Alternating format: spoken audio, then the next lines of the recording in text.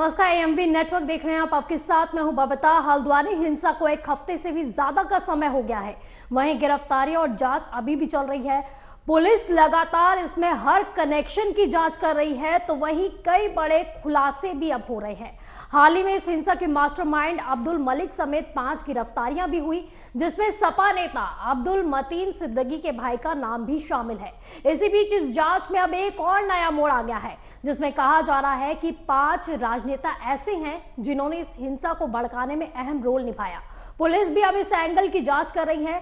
वहीं जिन नेताओं का नाम अब सामने आया है वो हिंसा के बाद से ही गायब बताए जा रहे हैं। उनका फोन भी स्विच ऑफ बताया जा रहा है। वहीं अब सवाल ये खड़ा हो गया है कि क्या ये हिंसा पहले से ही सोची समझी एक साजिश थी, और क्या जानबूझकर ऐसा माहौल बनाने के एक षड्यंत्र रचा गया था, जिसमें हल्द्वानी के साथ ही पूरे उत्तराखंड का माहौल बिगाड़ने का काम किया गया। इसी पर होगी आज चर्चा, लेकिन पहले ये खास रिपोर्ट देखिए।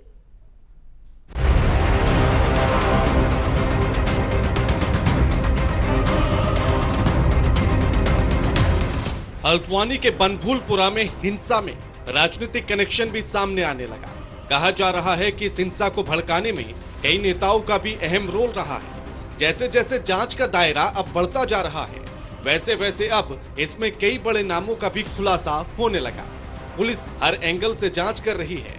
इसी बीच हल्द्वानी हिंसा में एक नया मोड़ सामने आया, जिसके तार राजनीतिक दलों से जुड़े हुए बताए जा रहे हैं। जांच में पुलिस के सामने कुछ ऐसे तथ्य आए जिनसे शहर के 5 बड़े राजनेता अब पुलिस की रडार पर आ गए।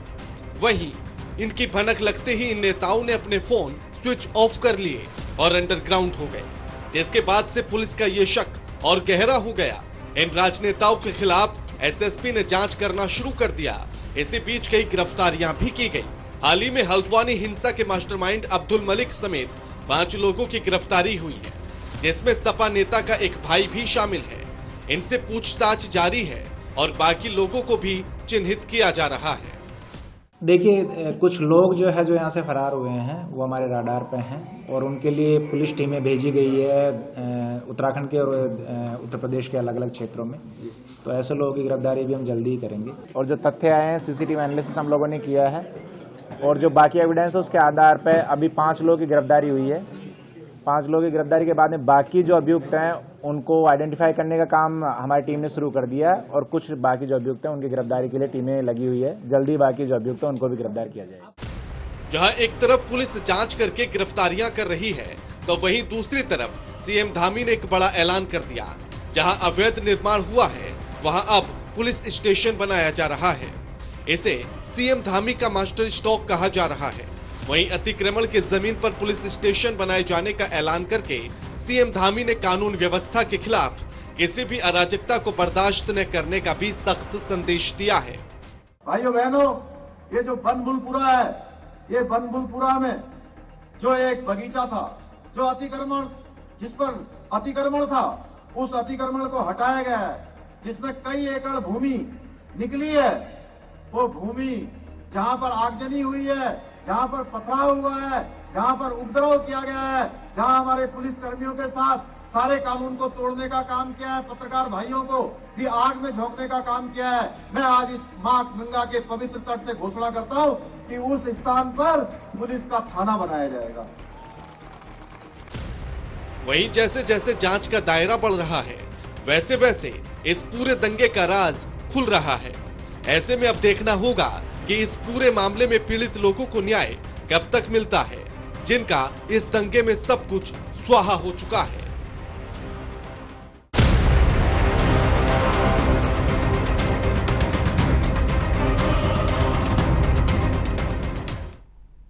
तो यानी कि हिंसा को भड़काने के लिए पहले से ये सोची समझी साजिश की तरफ इशारा कर रहा है।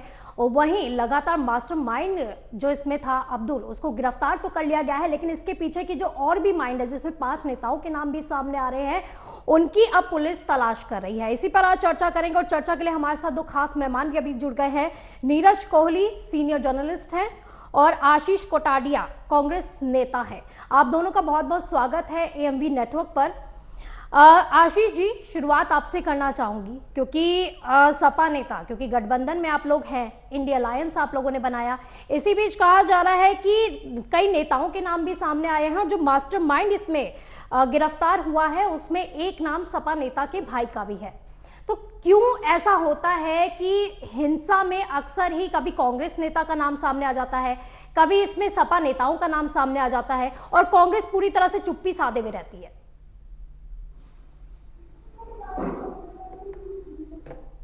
उसकी भारतीय राष्ट्रीय कांग्रेस पार्टी निंदा करती है। जहां तक समाजवादी पार्टी की बात है, यदि समाजवादी पार्टी का कोई नेता इस घटना में, इस हिंसा में यदि संलिप्त है तो उनको दंड अवश्य मिलना चाहिए।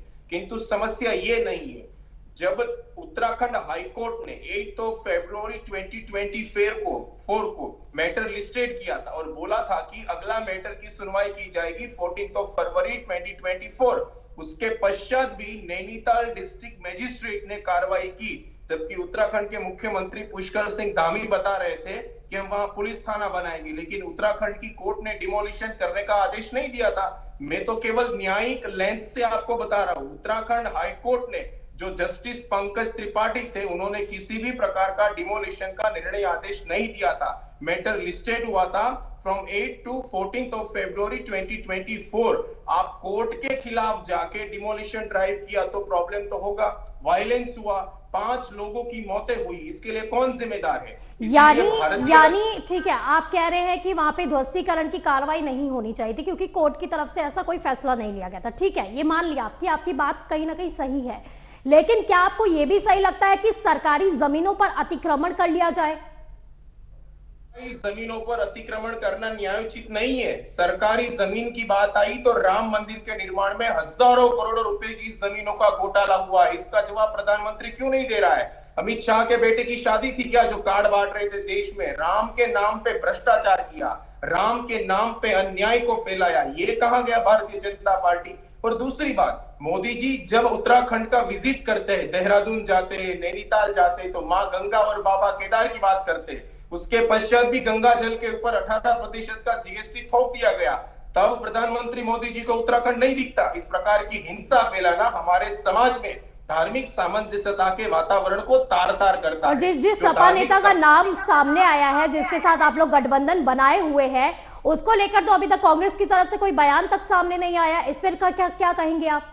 स्पष्ट तौर पर कहता हूं, यदि समाजवादी पार्टी का नेता कोई हिंसा में संलिप्त है तो उनको कठोर से कठोर दंड मिलना चाहिए। ये तो आपकी तरफ से कहा जा रहा है ना, कांग्रेस की तरफ से अभी आला कमान की तरफ से कोई बयानबाजी सामने नहीं आई है। अगर वहीं पर दूसरी तरफ देख लिया जाए, अगर यूपी में कोई हिंसा होती है, अगर किसी का भी नाम सामने आता है या फिर किसानों का जो आंदोलन हो रहा है उसमें कांग्रेस नेता कई बार बोलते हुए दिखाई दे जाते हैं, लेकिन वही उत्तराखंड में हिंसा हो रही है जिसमें सपा नेता का भी नाम सामने आ रहा है, उसमें एकदम से चुप्पी साध लेते हैं। और ये पहली बार नहीं हुआ है, मैं आपको ये भी याद दिला देती हूँ, आपकी कांग्रेस सांसद कर्नाटक में बोलते हुए दिखाई देते हैं डीके सुरेश कि भारत के अलग करने की वो बात करते हैं, लेकिन उस समय भी आला कमान पूरी तरह से चुप्पी साध लेता। अभी तक एक्शन क्यों नहीं लिया गया? डीके जो सुरेश कुमार का बयान था, डीके सुरेश कुमार का बयान अवश्य आलोचना के पात्र है, किंतु आलोचना के पात्र है तो एक्शन क्यों नहीं लिया? अगर कांग्रेस सच में इतना भारत को समझती है और भारत के साथ खड़ी रहती है तो किसान आंदोलन में वो बोलते हुए दिख जाएगी, लेकिन इस समय वो बोलती हुई नजर नहीं आ रही है। कांग्रेस पार्टी अवश्य बोल रही है, किंतु मीडिया दिखा नहीं रहा है। मैं आपको पुनः बता रहा हूं कि हल्द्वानी की घटना को लेकर जयराम रमेश जी ने ट्वीट किया था कि घटना आलोचना के पात्र है, अपराधियों को दंड मिलना चाहिए। तो अपराधियों में कोई भी राजनीतिक दल का व्यक्ति वो सभी उसमें सम्मिलित है। और अब ये क्यों नहीं पूछते मुझे कि भारतीय राष्ट्रीय Congress party rule of law में बिलीव करती है, कॉन्स्टिट्यूशन ऑफ इंडिया में बिलीव करती है, तो कानून अपना कार्य करेगा। लेकिन आपने कानून के विपरीत जाकर, उत्तराखंड हाईकोर्ट के आदेश के विपरीत जाकर वहां डिमोलिशन ड्राइव चलाया। और दूसरी बात, मैं स्पष्ट तौर पर आपके चैनल के माध्यम से कहता हूं कि जो ये आईएएस और आईपीएस अधिकारी जो जिस तरीके से गुंडागर्दी पे उतर आए हैं, जिस तरीके से लोगों का अतिक्रमण कर रहे हैं, इसका प्रत्युत्तर अवश्य मिलेगा सभी अधिकारियों को, क्योंकि लोगों को परेशान किया गया तो कोई भी स्वीकार नहीं करेगा। जिस तरीके से 5 लोगों की मौतें हुई, धर्म को ताक पे रखिए, धर्म को दरकिनार कीजिए, मानवता को केंद्र में रख के 5 लोगों की मौतें हुई, उसकी जिम्मेदारी पुष्कर सिंह धामी लेंगे, उत्तराखंड के मुख्यमंत्री? मैं आज प्रश्न पूछना चाहता हूं आपके टीवी के माध्यम से, कहां है प्रदेश के मुख्यमंत्री जी? उनको पुलिस स्टेशन का निर्माण करवाना है, किंतु जिन लोगों की मौतें हुई है उनकी जिम्मेदारी कौन लेगा, उनकी अकाउंटेबिलिटी कौन लेगा, उनका दायित्व कौन सुनिश्चित करेगा? ठीक है आशीष जी, आपने सवाल पूछे हैं और जवाब भी ले लेते हैं। संजीव वर्मा जी भी हमारे साथ जुड़ गए हैं। बहुत बहुत स्वागत है संजीव जी आपका एएमवी नेटवर्क पर। सवाल पूछे हैं आशीष जी ने कि जहां पर ध्वस्तीकरण की कार्रवाई आप लोगों को इतनी जल्दी क्या हो रही थी कि आप हर जगह ध्वस्तीकरण की कार्रवाई शुरू कर देते हैं, चाहे वो कोर्ट की तरफ से फैसला आए या ना आए। दूसरा सवाल मेरा ये है कि इतनी बड़ी साजिश हो रही थी, कैसे जो है खुफिया एजेंसी है वो नाकाम दिखाई दी इसमें? क्यों उन्हें इन साजिशों का पता नहीं चल पाया अभी तक? बबीता जी, सबसे पहले तो हम जो मेरे कांग्रेस के मित्र बार बार अतिक्रमण को जस्टिफाई ठहरा रहे हैं, दंगाइयों को जस्टिफाई ठहरा रहे हैं, पत्थरबाजों को जस्टिफाई ठहरा रहे हैं और तमाम ऐसे असामाजिक तत्वों के साथ ये लोग खड़े दिखाई दे रहे हैं जो जिनका एकमात्र उद्देश्य पूरी की पूरी जो हमारी फोर्सेस थी, जितने हमारे अधिकारी थे और जितने वहां पर उस ड्राइव में लगे हुए थे, उन सभी को जिंदा जलाने की एक बहुत बड़ी एक साजिश रची जा रही थी, जहां थाने को चारों तरफ से घेर कर उसके ऊपर पेट्रोल बमों से एक तरह से निशाना साधा गया था। जहां उस समय जिस समय थाने में आग लगाई गई, थाने के अंदर दर्जनों सिपाही, महिला कर्मी, महिला पुलिसकर्मी और जो आला अधिकारी वो उसके अंदर मौजूद थे। लगातार दम घोटू वहां पर धुआं चारों तरफ से उठ रहा था, बाहर से चारों तरफ से थाने में आग लगा दी गई थी, वाहनों में आग लगा दी गई थी।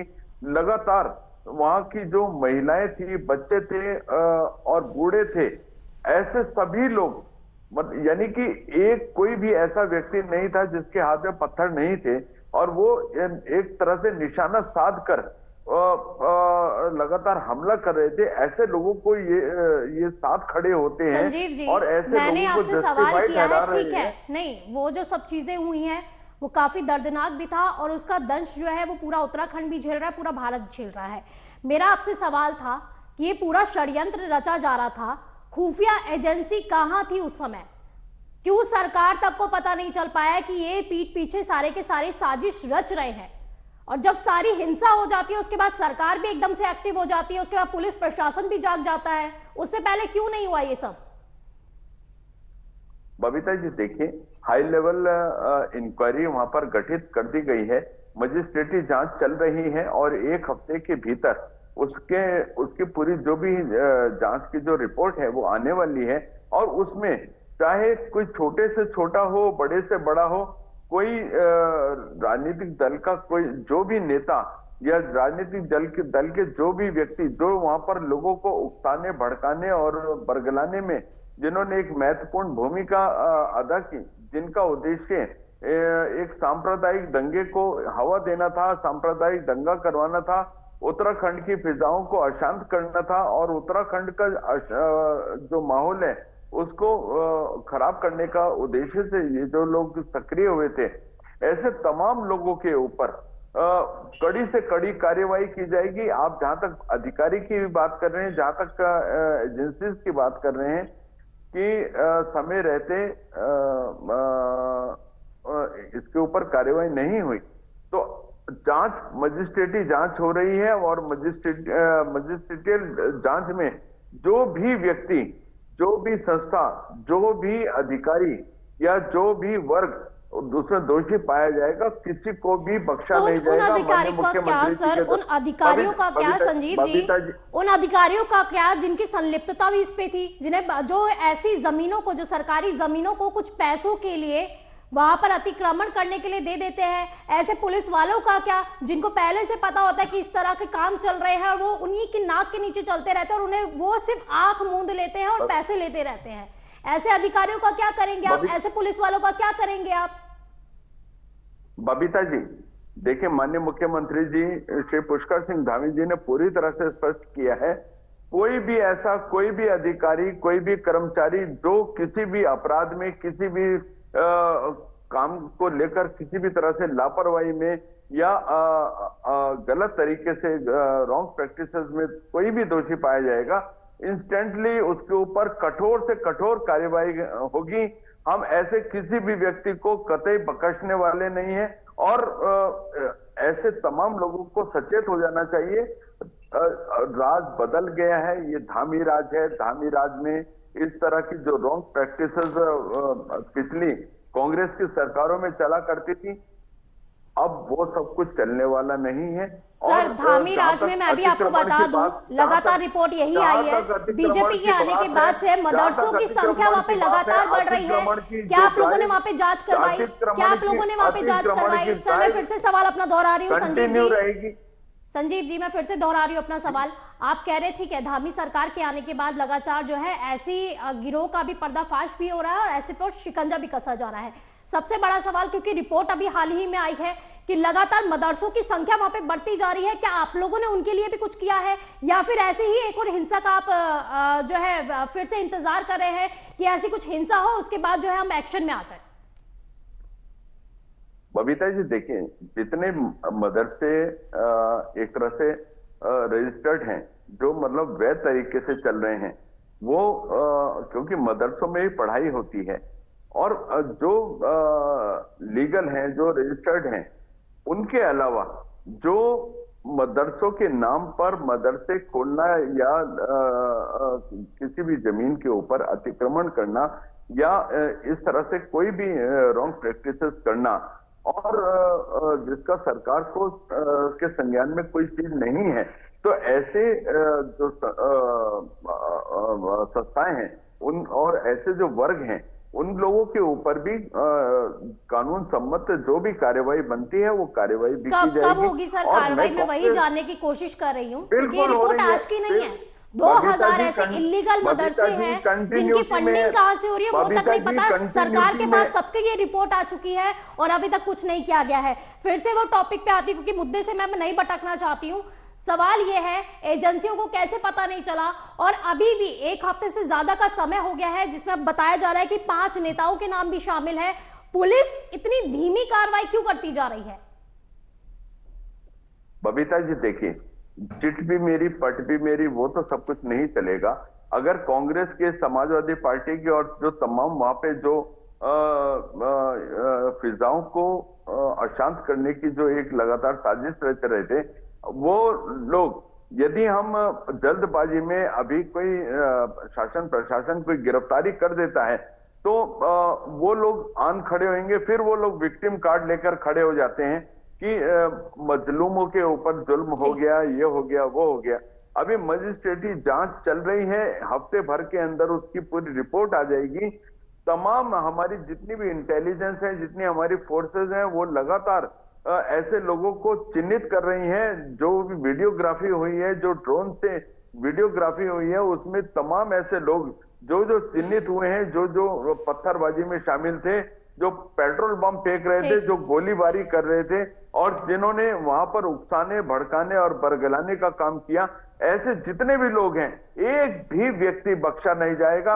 काश ये सर ये कार्रवाई आप पहले ही कर लेते, काश ये सब चीजें पहले हो जाती तो इतनी बड़ी हिंसा नहीं होती। बख्शा नहीं जाएगा, एक सिंगल व्यक्ति भी बख्शा नहीं जाएगा। बख्शिएगा मत, लेकिन सबसे बड़ा सवाल ये है कि सरकार क्यों नाकाम रही ऐसी साजिशों को? भविष्य में जी ऐसी नजीर पेश करेंगे भविष्य में इस प्रकार ये नजीरें तब क्यों पेश करती है सरकार? जब सब कुछ हो जाता है उसके बाद नजीरें पेश करती हुई नजर आती हैं। खैर चलिए, कोई बात नहीं। कोई भी व्यक्ति इस प्रकार का दुस्साहस न करने पाए, इस प्रकार की नजीर पेश की जाएगी। थोड़ा सा इंतजार कीजिए केवल। तो इससे पहले क्यों नहीं की नजीर पेश?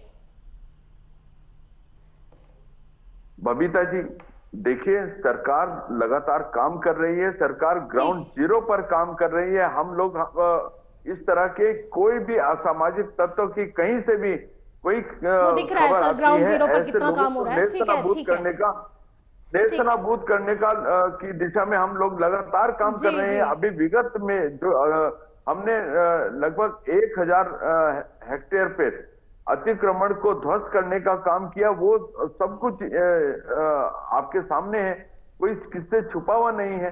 जिस प्रकार से लव जिहाद की और तमाम घटनाएं हो रही हैं, कल ही रुद्रपुर में एक घटना हुई है लव जिहाद की, और उसके जो तमाम जितने भी अपराधी थे उसमें शामिल थे, उसके परिजन थे, उनको गिरफ्तार करने का काम हमारी सरकार के द्वारा, हमारी फोर्सेस के द्वारा लगातार किया जा रहा है। ऐसे किसी भी तत्व को हम किसी भी सूरत में ये बर्दाश्त तब नहीं होता है करेंगे। जब चीजें हो जाती है, उसके बाद सरकार अलर्ट हो जाती है। ठीक है, कोई बात नहीं, ठीक है संजीव जी, ठीक है, हमने आपको अभी तक सुना। चेंज करने का कोई भी व्यक्ति मंसूबा पाले है, ऐसे किसी भी व्यक्ति को हम कतई बर्दाश्त करने वाले नहीं। बिल्कुल ठीक है, कोई बात नहीं। नीरज जी भी हमारे से जुड़े हुए हैं, सीनियर जर्नलिस्ट है। नीरज जी, क्योंकि 5 नेताओं के नाम भी सामने आ रहे हैं, हिंसा इतनी बड़ी हुई है कि उत्तराखंड के इतिहास में सबसे बड़ी हिंसा भी ये बताई जा सकती है। क्या कहा जाए, ऐसी जो हिंसा होती है, क्योंकि चुनाव भी नजदीक है, इसलिए ये सवाल बनता है आपसे कि चुनावी फायदा इससे किसे मिल सकता है? क्योंकि नेता लोग तो ये कहते हुए दिखाई दे रहे हैं कि हालांकि विपक्ष हालांकि इस पे कहता हुआ दिखाई दे रहा है कि नहीं ये सब गलत हो रहा है, और जो सरकार है वो कह रही है हम एक्शन करते हुए नजर आ रहे हैं। क्या कहा जाए, इतनी बड़ी घटना हो जाती है, षड्यंत्र रचा जाता है, खुफिया एजेंसियों को पता नहीं चलता है, चुनावी फायदा देखने के लिए इसीलिए ऐसी हिंसा हो जाती है।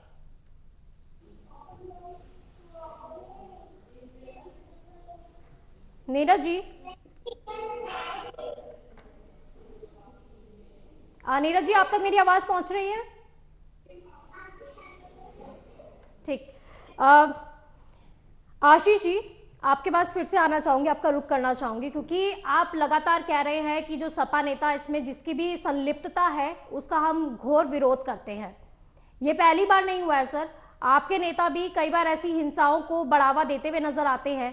कई बार ऐसी, ये यहाँ की बात नहीं है, सिर्फ उत्तराखंड की बात नहीं कर रही हूँ मैं, ऑल ओवर द इंडिया बात कर रही हूँ मैं, कि कभी भी कहीं पे भी हिंसा होती है, ऐसे बयानबाजियां सामने आती हैं कि जिसमें ऐसा लगता है कि विपक्ष लगातार ऐसी हिंसाओं को भड़काने का भी काम कर रहा है और ऐसी हिंसाओं के जो है इसमें फायदे लेने का काम कर रहा है।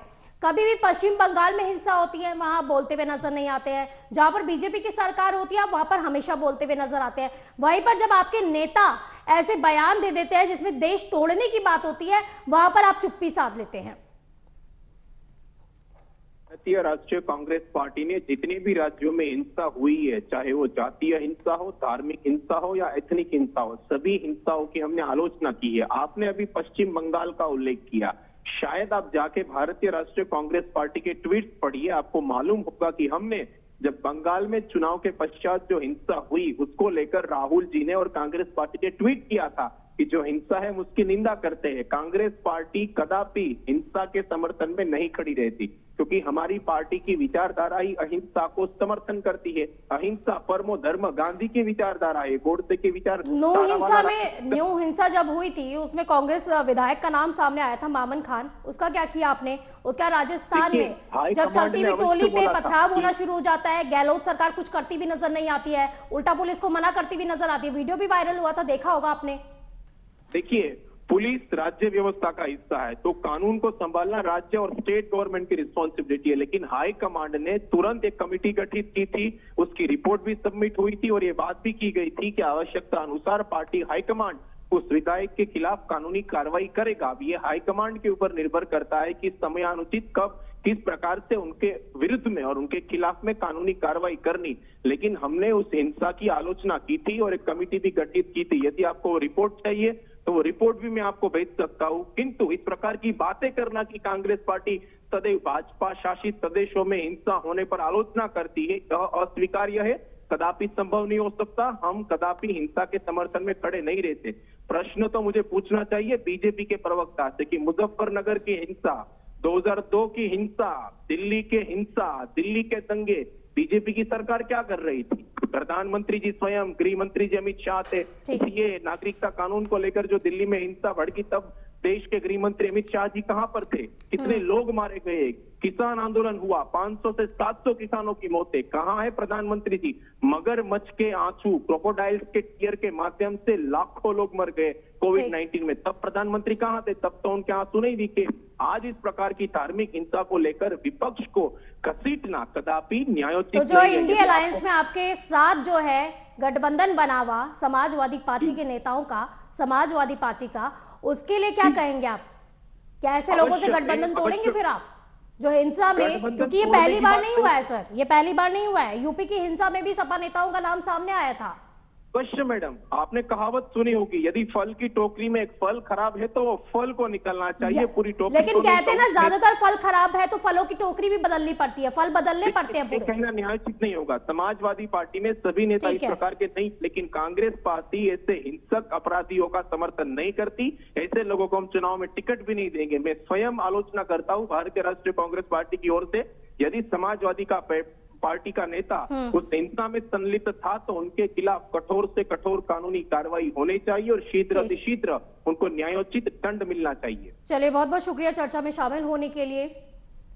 तो एक तरफ लगातार जो है गिरफ्तारियों पे गिरफ्तारियां हो रही हैं हल्द्वानी हिंसा के दौरान, तो वहीं जो है अब सवाल ये उठ रहा है कि इतनी बड़ी हिंसा हो जाती है, खुफिया एजेंसियों को क्यों नहीं पता चलता है, और बुलडोजर की जो कार्रवाई हो रही है जहां पर अभी कोर्ट का फैसला आना भी बाकी है, उसके बाद जो है काफी तेजी से ये बुलडोजर की कार्रवाई की जाती है, जिसमें सरकार को नोटिस भी दिया जा चुका है। वहीं जिन 5 नेताओं का नाम सामने आया है, उनकी गिरफ्तारी कितनी जल्दी और कितनी तेजी से होगी।